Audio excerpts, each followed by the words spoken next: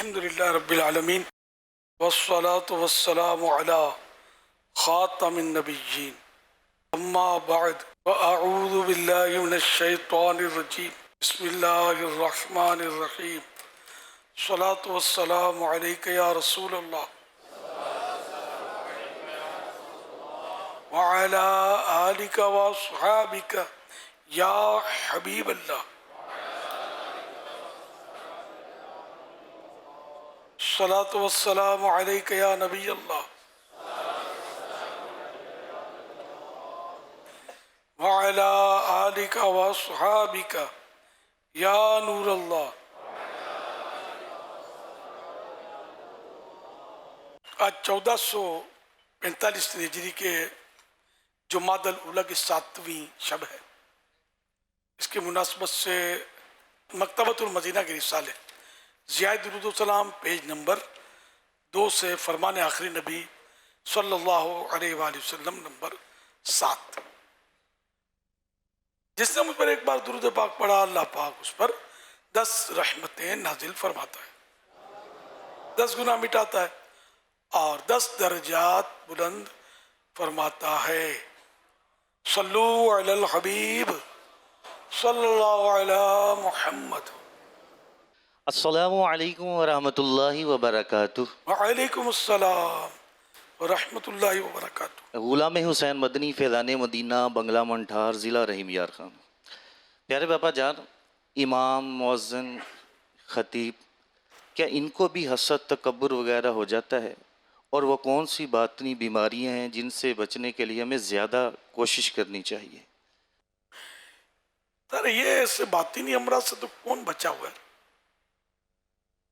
ان کو بھی بالکل ہو سکتا ہے، ہوتا ہوگا بعضوں کو، اور بچنا ہی چاہیے اور عاجزی اختیار کرنی ہے۔ میں تو یہ بھی سوچتا ہوں کہ اپنے منہ سے امام و خطیب بولنا کیسا، جس سے کہ میں ناجائز نہیں کہہ رہا، میں غور کرتا ہوں، جیسے کہ وہ فتح رضی میں حدیث پاک اعلیٰ حضرت نے نقل کی، من قال انا عالم فهو جاہل، جس نے کہا میں عالم ہوں وہ جاہل ہے۔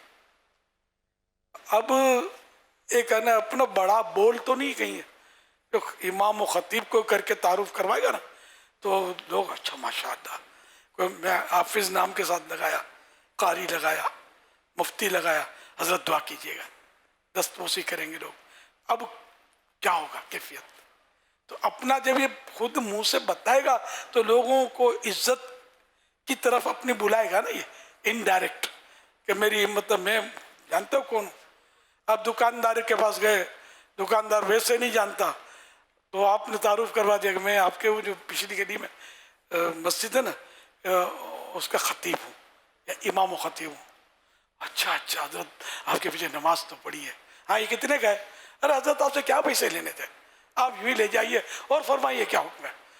آپ کو تو پگار مل گیا نا اپنا تعارف کروانے کا۔ ہم پگار تنخواہ کو بولتے ہیں ہماری زبان میں، میمنی میں۔ تو خیر یہ تو یہ تعارف کروانے کا میں نے کیوں کروا رہا ہے تعارف؟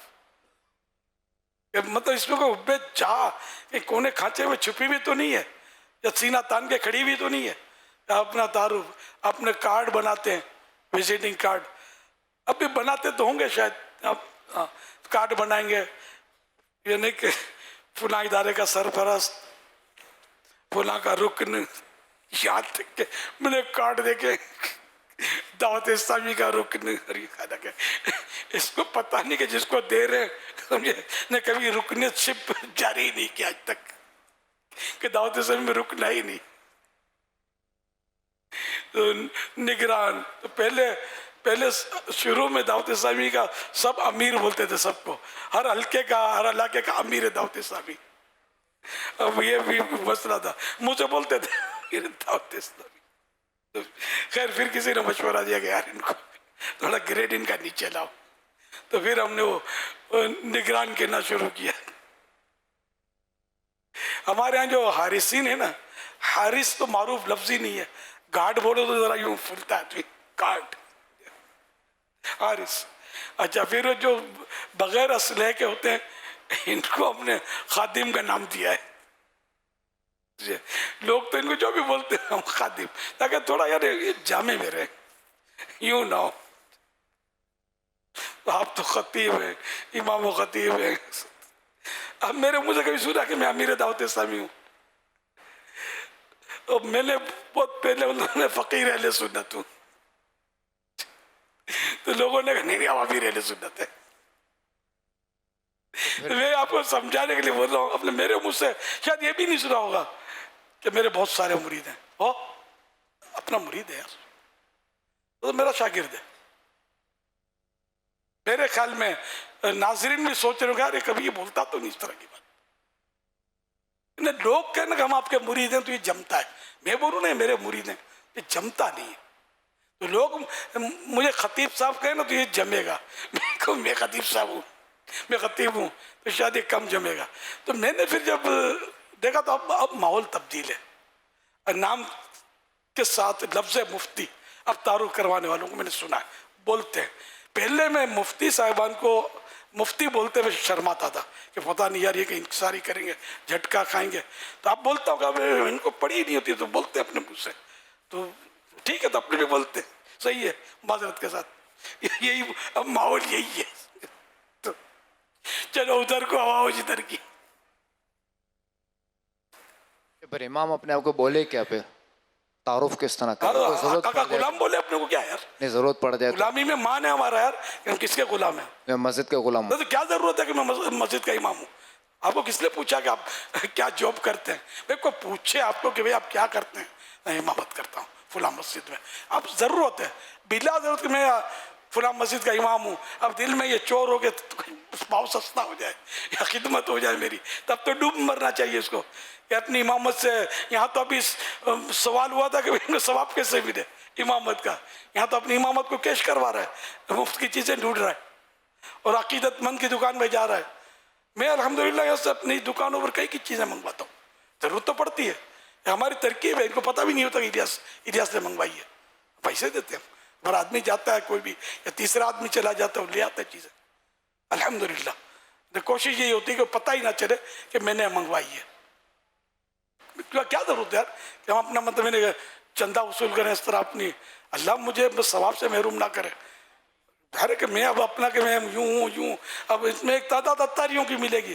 اب بولیں گے اتار نے منگوایا ہے مسواک دے دو، تو ایک کی دو اٹھا کے شاید دے دے گا.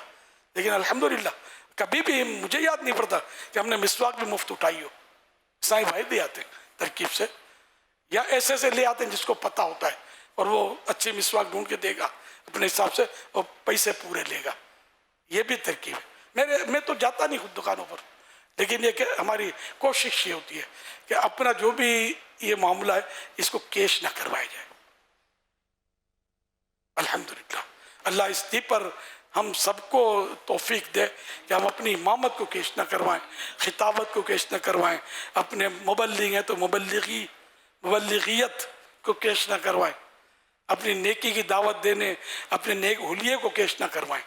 اللہ معاف کرے ہماری کوتاہیوں کو کہ کہیں ایسا نہ ہو کہ آخرت میں یار مطلب ہم کورے رہ جائیں گے. تم نے تو سارا بیچ باچ کیا ہے، اب تمہارے پاس کیا ہے؟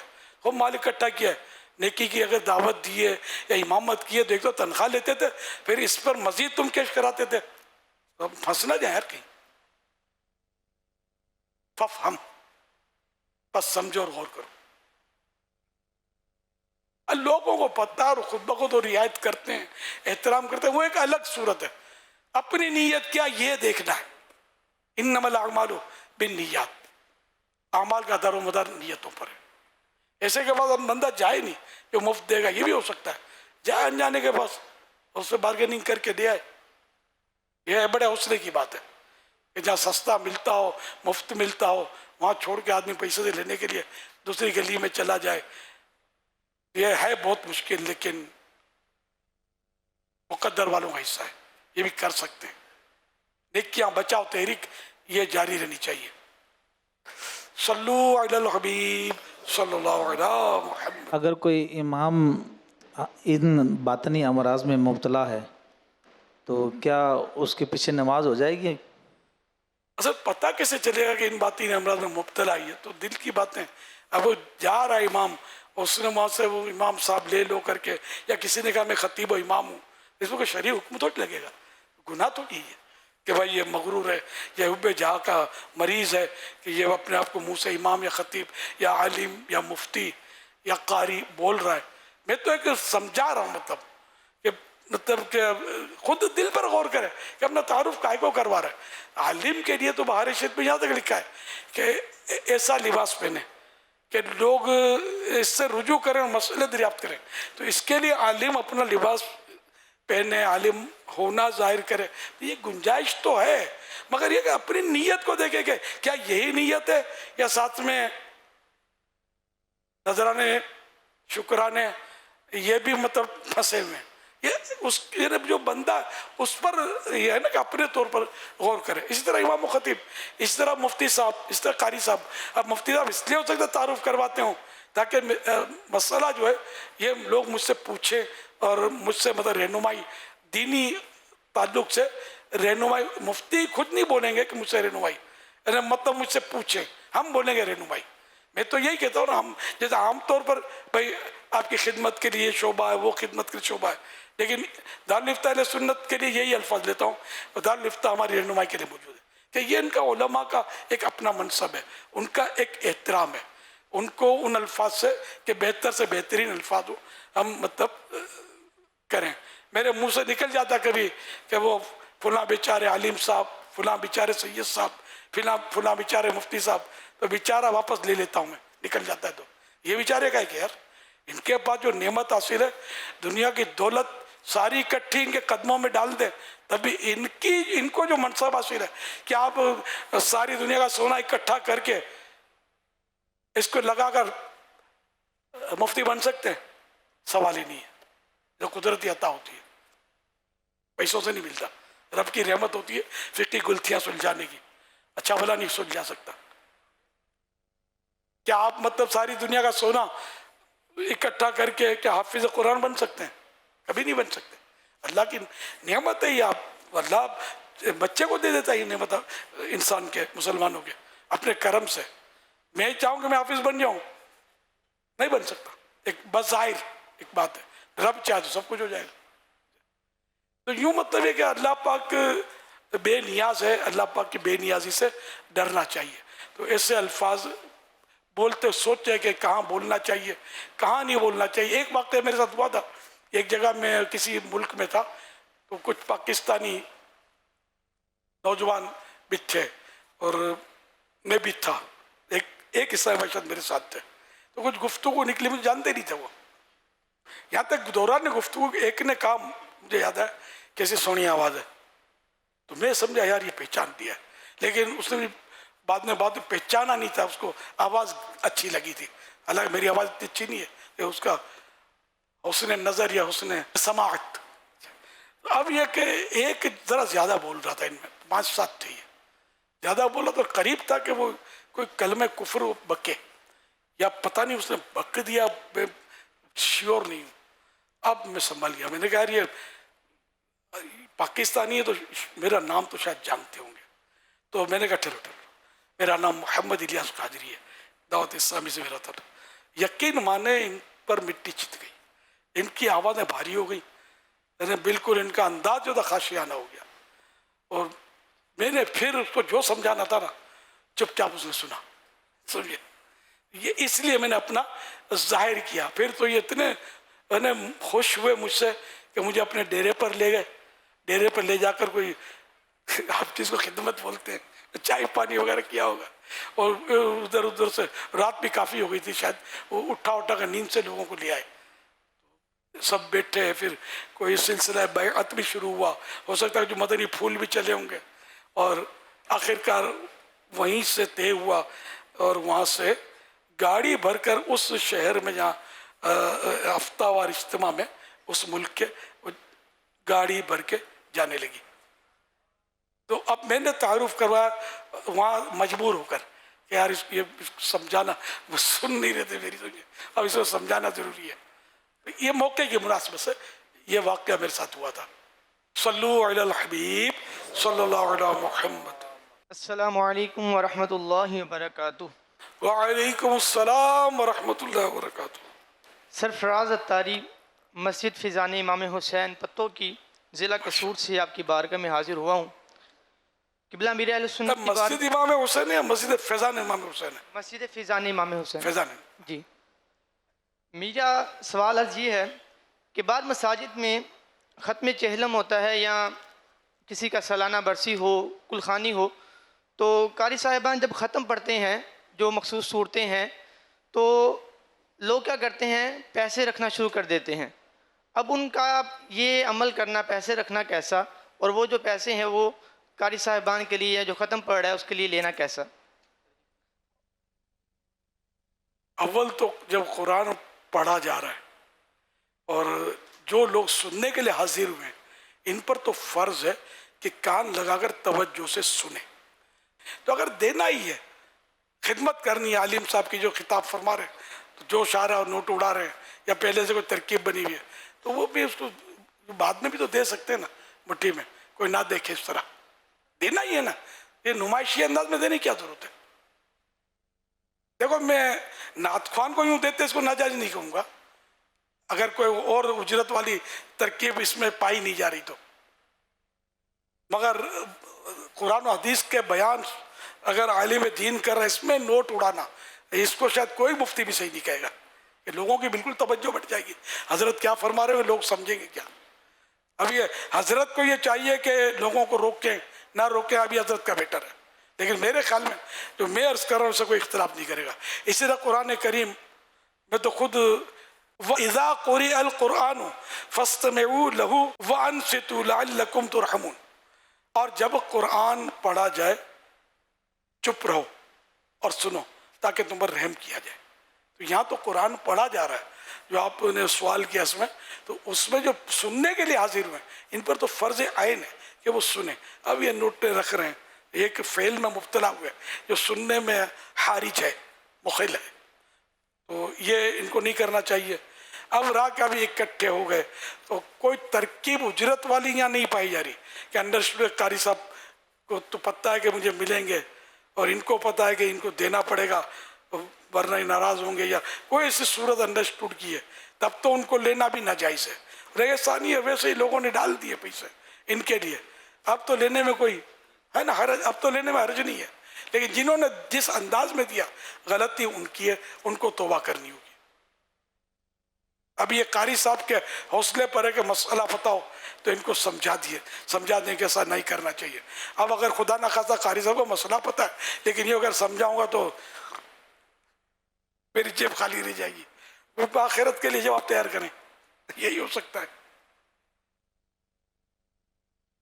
صلو علی الحبیب صلی اللہ علی محمد. السلام علیکم ورحمۃ اللہ وبرکاتہ. وعلیکم السلام ورحمۃ اللہ وبرکاتہ. مختار علی چشتی اتاری ڈجکوٹ فیصل آباد سے امام فیضان مدینہ. عرض گزار ہوں، امیر اہل سنت کی بارگاہ میں یہ سوال ہے کہ دو پلر کے درمیان امام کا نماز پڑھانا کیسا، اور مسجد کی ٹوپی پہن کر نماز پڑھنا کیسا، نماز پڑھانا کیسا؟ دو پلر کے درمیان امام، اب آج کل جیسے محراب بنتی ہے نا، امام کا طاق جو بنتا ہے اس کو عام طور پہ محراب بولتے ہیں. اور یہ مسجد کا جو بھی سینٹر ہوتا ہے، وسط بیچ، اصل یہ ہے محراب، چاہے وہ بنا ہوا نہ ہو. یہ جگہ ہے کہ امام جو ہے یہ بیچ میں کھڑا ہو، یہ سنت ہے. صفیں بھلے بن رہی ہیں لیکن جس صف میں امام کھڑا ہے نا، جہاں یہ نماز پڑھائے گا، یہ اس کا بیچوں بیچ ہو، سینٹر ہو. تو اب اس میں اگر دو پلر ہیں، اب جیسے محراب کا تو ہے مطلب کہ محراب میں اس طرح کھڑا ہو کہ اس کی کم از کم پاؤں کی ایڑیاں جو ہے نا یہ محراب کے باہر ہوں. اگر پورے کا پورا امام محراب میں کھڑا ہو گیا تو اس کا پورا یہ لوگ بعض سمجھتے ہیں کہ خارج مسجد ہے، محراب داخل مسجد ہے، خارج نہیں ہے. پورا اگر اندر کھڑا ہو گیا تب بھی نماز ہو جائے گی، لیکن مکروہ تنزیہی ہے امام کا اس طرح پورا اندر کھڑا ہونا، تو اس لیے ایڑیاں اس کی باہر ہونی چاہیے. اب پتہ نہیں اسی کو قیاس کر کے اگر دو پلروں میں بھی کھڑا رہتا ہے تو اس کی ایڑیاں جو ہے یہ باہر ہوں. اگر پورا کھڑا ہو بھی گیا تو وہی مکروہ تنزیہی، ناپسندیدہ ہے، بچنا چاہیے. بلا ضرورت اگر ایسے کھڑا، اگر کوئی ضرورت ہے تو پھر یہ مکروہ بھی نہیں رہے گا، مطلب ہاں بہت ضرورت ہے بہت تو زیادہ۔ مکروہ بھی نہ رہے گا۔ ایک اور اس کا حصہ یاد آ گیا اس مسئلے کا کہ محراب جیسے کہ بہت بڑی ہے، کہیں یہ بھی ہوتا ہے، اور امام محراب کے اندر چلا گیا، اندر صف بن گئی، یہ دارالعلوم جدیہ میں دیکھا ہے میں نے، علماء ہوتے وہاں، تو پھر یہ بھی کرات تنزیہ کا محل نہ رہا، وہ امام اندر ہے، اندر ہی میں صف بن گئی ہے۔ مسجد کی ٹوپی، آئے واہ، مسجد کی جو ٹوپی ہے، اب بھی ٹوپیاں ہیں، مطلب الگ، اب تو ننگے سر ہو گئے تقریباً لوگ، یعنی ایک تعداد۔ پہلے جو نا وہ چٹائی والی ہوتی تھی، اب پلاسٹک کی ہوتی اس ٹوپی کو پہن کر نماز پڑھنا، نماز پڑھانا ناجائز تو نہیں ہے، لیکن بچنا چاہیے، کیونکہ وہ حلیہ ہو نماز میں کہ جو کم از کم ہم کسی معزز شخص کے پاس جا سکیں۔ اب آپ کیا یہ چٹائی کی ٹوپی یا یہ پلاسٹک کی ٹوپی پہن کر سسرال جائیں گے دعوتوں کی؟ تو آپ بولے یار میں تو گلی میں بھی نہیں گزروں گا، ذرا گلی میں نکلتے بھی یہ ٹوپی پہنتے شرم آئے گی۔ تو اب یہ کہ پھر اللہ پاک کی بارگاہ میں کھڑے ہو کر یہ ٹوپی، مسئلہ شاید حل ہو گیا ہوگا۔ تو یوں مطلب یہ ٹوپی اب اتنا رواج ہے اس کا کہ اس کے بارے میں بولنا جو ہے نا لوگوں کے لیے ذرا ہضم مشکل ہو جائے گا، کہ لوگ اتنے بعض اوقات، وہ پہلے تو زیادہ ہوتا تھا، اب بھی ہوتا ہوگا، ننگے سر کوئی نماز پڑھ رہا ہے تو ٹوپی اس کے سر پہ فٹ کر دیں گے، کسی کی ٹوپی گر گئی ہے تو یہ اٹھا کے رکھ دیں گے، کیا پھر دوبارہ سجدے میں جائے گا دوبارہ گرے گی، دوبارہ اٹھا کے رکھ دیں گے۔ نہ عوام بیچارے یہ سمجھتے ہوں گے کہ بغیر ٹوپی کے نماز نہیں ہوتی، الگ ایسا نہیں ہے۔ تو ایسا کرنے سے الٹا نماز پڑھنے والے کی نماز تو بیچارے کی جو ہونا تھا وہ ہو گیا، کسی نے ٹوپی پہنائی تو وہ سارا تانا بانا بکھر گیا، خشوع اور خضوع چاہے جاتا رہے گا، اس کا کہاں دل لگے گا نماز میں؟ تو ٹوپی میں ہی پھنسا رہے گا کہ یہ بابا جی پھر پہنائیں گے، یہ بابا نے پھر اٹھائی ٹوپی، یہ آئی سر پر۔ تو کتنے سجدے ہوئے تھے، پہلے سجدے میں گری تھی یہ دوسرے میں، اب بیچارہ مقتدی آزمائش میں آ گیا، یا نماز پڑھنے والا منفرد جو ہے اکیلا آزمائش میں آ گیا۔ تو یہ ایسا نہیں کرنا چاہیے، ٹوپی گرنے دو، امام شریف اتر گیا ہے تو اب آپ اپنا کام کریں، کوئی بات نہیں، کہ نماز نہیں ٹوٹی ہے اس کی، آپ پہنائیں گے تو بیچارے کی ہو سکتا ہے نماز میں کوئی خرابی پیدا ہو جائے۔ امام اگر اس طرح، یعنی امام کا بھی سوال ہوا ہے، مسجد کی عام جو نارمل ٹوپ، اگر پہن دی تو نماز تو ہو جائے گی نا، میں نے ہو جائے گی کہا، لیکن ظاہر ہے کہ معیوب تو ہے نا، بلکہ لوگ تو مطلب امام کو تو یہ کم از کم اتنا ہوتا ہے کہ امام کو امامہ پہننا چاہیے، بھلے وہ ایک پھیرے کا رومال باندھ لے گزارا ہو جائے گا عوام کا، اگرچہ امامہ نہیں ہے یہ، لیکن یہ کہ امام میں کا تو عوام کے یہاں اب بھی یعنی امام کے لیے شاید امامہ پسند کرتے ہیں، یا پتہ نہیں اب کیا، پہلے تو کرتے تھے، اب کیا پوزیشن ہے، اب بھی کرتے ہیں نا کہ امام کے سر پہ امامہ ہو، اچھی بات ہے، ہونا بھی چاہیے، مقتدی کے سر پہ بھی ہونا چاہیے۔ صلو علی الحبیب صلی اللہ علی محمد۔ السلام علیکم ورحمۃ اللہ وبرکاتہ۔ وعلیکم السلام ورحمۃ اللہ وبرکاتہ۔ محمد عامر اتاری، جامعہ مسجد فیضان عطار، لاہور سے حاضر ہوا ہوں آپ کی بارگاہ میں۔ ماشاء اللہ۔ میرا یہ سوال ہے یا مرشدی کہ مسجد کے اندر کرسیاں رکھی ہوتی ہیں اور بعض بزرگ حضرات اس پر آ کر تشریف فرما ہوتے ہیں، اور دوسرے بھی بزرگ حضرات آتے ہیں تو آپس میں وہ جھگڑتے ہیں کہ یہ کرسی میں نے لینی ہے اور یہ کرسی میں نے لینی ہے، اور اب امام صاحب کو کیا حکمت عملی اختیار کرنی چاہیے کہ ان کو کس طرح جو ہے نا سمجھایا جائے؟ کبھی کبھار ایسا ہوتا ہوگا، نادر صورت ہی ہوتی ہے، ہر وقت تو نہیں لڑتے۔ امام صاحب غور کرے کہ میں اگر ان کی صلح کرواؤں گا تو کیا یہ مان جائیں گے، یا یہ دونوں اکٹھے ہو کر مجھ پر حملہ آور ہوں گے؟ تو اگر آپ کو یہ لگتا ہے کہ مان جائیں گے تو پھر ٹھیک ہے، ورنہ یہ بزرگوں کو منانا جوان کا کام ہوتا نہیں عام طور پہ، آج تم کو نہ سمجھ پڑے، مجھے یہ کرسی معافی ہے، اتنے عرصے سے میں اس پر پڑھا ہوں، اب یہ گھسیٹ رہا ہے، اس کو سمجھاؤ نا، پھر آپ سمجھانا اس کو، ورنہ پھر ایک دل سے برا جانے اور کیا کرے، اب امام کے لیے واجب تو ہے نہیں کہ ہر صورت میں اس کو مطلب ان سب کو سمجھائے. ویسے تو کئی مسائل ہوتے رہتے ہیں مسجدوں میں, حکمت عملی, ورنہ کہ اپنا مسلح خطرے میں, اپنی عزت خطرے میں, پریشانیوں میں اضافہ, دو اس کے ساتھ دیں گے, دو اس کا ساتھ دیں گے, آپ کی آواز بلند ہو جائے گی, آپ سمجھیں گے مائک پر میں بول رہا ہوں, مائک ہوگا نہیں, بلند ہو گئے, پھر آپ کہاں کھڑے ہوں گے مدینہ گلی میں. صلو علی الحبیب صلی اللہ علیہ محمد. وہ ایک امام صاحب کا واقعہ, وہ کرسیوں کے خلاف تھے, مسجد میں کرسیاں ہونی نہیں چاہیے, تو انہوں نے جمعے میں خطاب کر دیا ہوگا, یہ سنا ہے میں نے, اب وہ کہ کرسی ہٹاؤ, تو اب جو یہی بابے جو ہوتے ہیں اس کے امام صاحب کے پیچھے لگ گئے, اس امام کو ہٹوا دیا,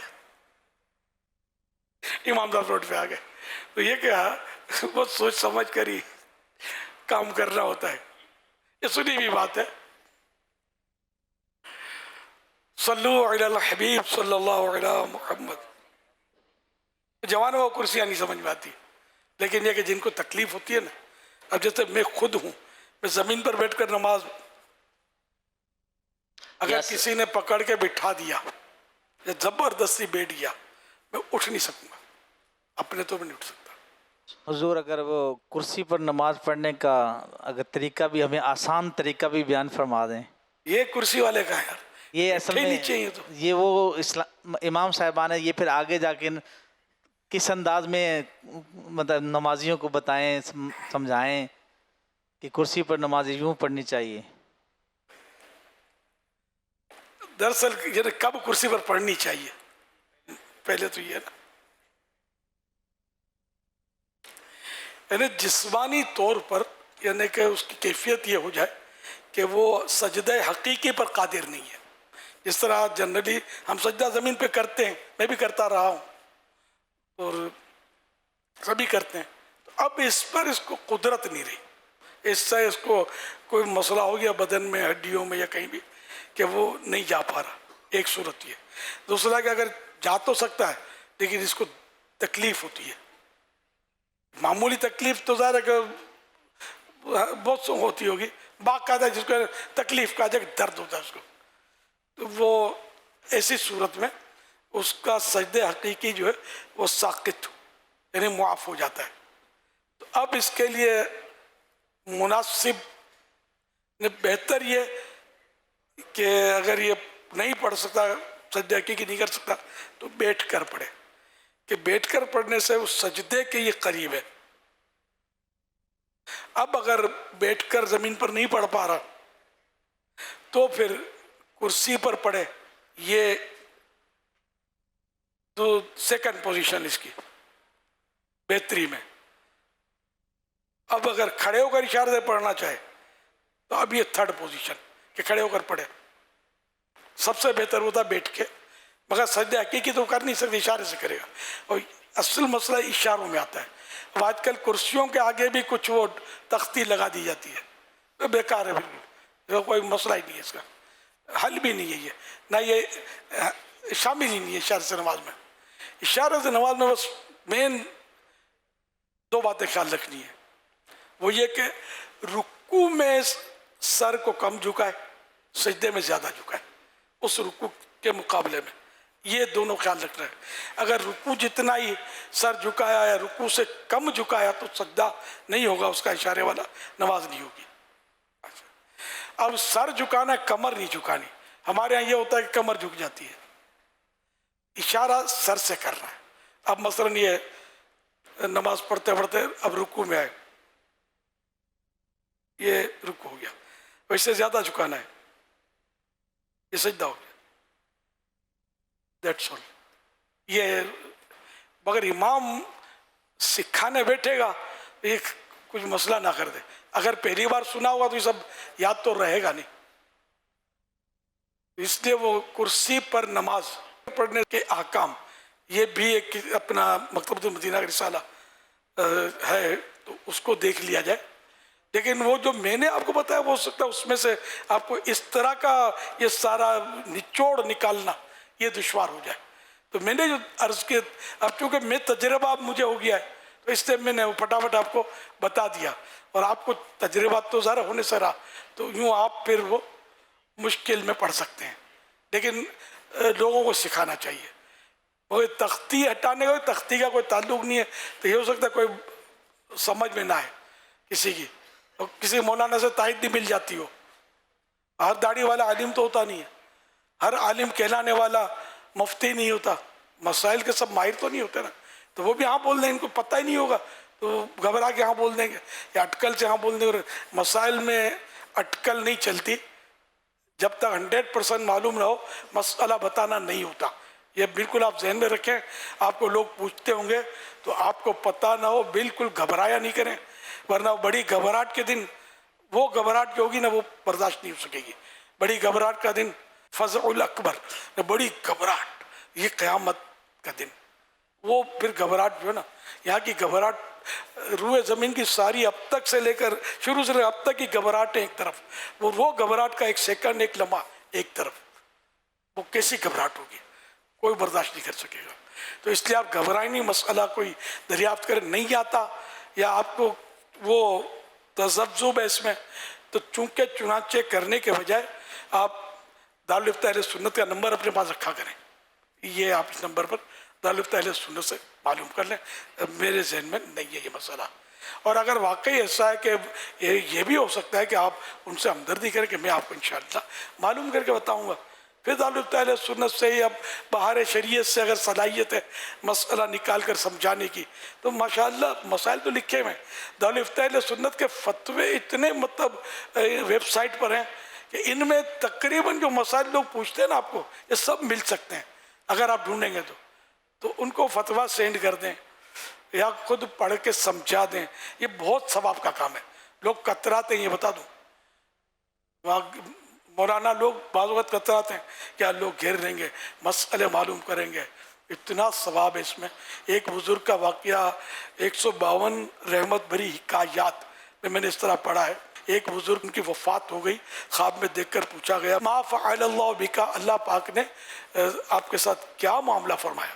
تو وہ کہنے لگے کہ وہ لوگ مجھ سے مسئلے دریافت کرتے تھے، وہ جواب دیتا تھا اللہ پاک کو میرا عمل پسند آ گیا، میری بخشش ہو گئی۔ تو اللہ کی رحمت بہت بڑی ہے، مسئلے بتانا بہت ثواب کا کام ہے، بہت بڑے ثواب کا کام ہے۔ تو اس لیے مگر 100% معلوم ہو، اپنی اٹکل سے نہیں، کیونکہ چنانچہ مجھے یاد پڑتا ہے کہ مسئلہ تو یوں ہے، ہونا تو یوں چاہیے، تو یہ نہیں 100% پتہ ہو، ورنہ دارالفتہ اہل سنت یہ رہنمائی کر دیں گے، یہ بھی ثواب کا کام ہے۔ اگر قریبی مفتی صاحب کی امامت ہے تو یہ بھی ہو سکتا ہے، آپ خود فون نمبر بھی ملا سکتے ہیں، دارالفتہ اہل سنت فون پر بھی تو جواب دے رہے ہوتے ہیں، ملا کر ان سے بات کروا دیں، یہ سب ثواب کے کام ہیں۔ آپ امت کی رہنمائی کریں انشاءاللہ، مطلب آپ کی یہ کوششیں جو ہے نا آپ کی آخرت کے لیے بہت کارآمد ہوں گی۔ بالکل امت سے کترائے نہ کریں، بہت مطلب رہنمائی کی ضرورت ہے۔ آپ نہیں بتائیں گے، اس کو پوچھیں گے، اس کو پوچھیں گے، پتہ نہیں کہاں جا کے پہنچیں گے، کہیں کچھ کا کچھ نہ کرائیں گے۔ تو جو آپ کے پاس آ گیا اس کو محروم نہ لوٹائیں، اس کی جھولی بھر کے بھیجیں، بیڑا پار ہوگا انشاءاللہ آپ کا بھی۔ صلو علی الحبیب صلی اللہ علیہ علی محمد۔